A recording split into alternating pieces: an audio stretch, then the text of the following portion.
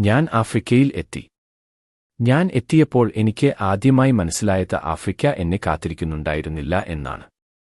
ഞാൻ പ്രസംഗിക്കേണ്ട കാര്യങ്ങളിൽ ആളുകൾക്ക് താൽപ്പര്യമില്ലായിരുന്നു. അവരിൽ ഒരാൾ പോലും രക്ഷിക്കപ്പെടാൻ ആഗ്രഹിച്ചില്ല.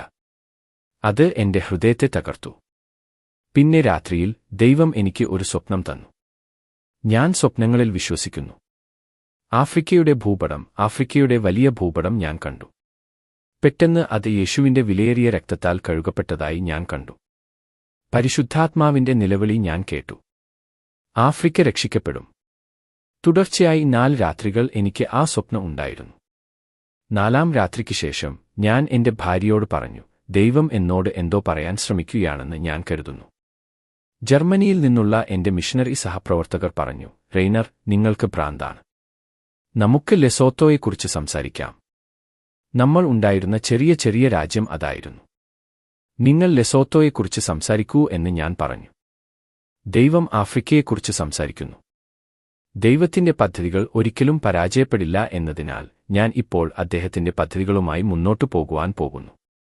ഞാൻ അദ്ദേഹത്തിന്റെ പദ്ധതികളുമായി ബന്ധപ്പെട്ടു, തുടർന്ന് ആത്മാക്കളുടെ ഈ ഭീമാകാരമായ വിളവെടുപ്പിന്റെ അത്ഭുതം ആരംഭിച്ചു. ഒരു സ്ഫോടനം പോലെ.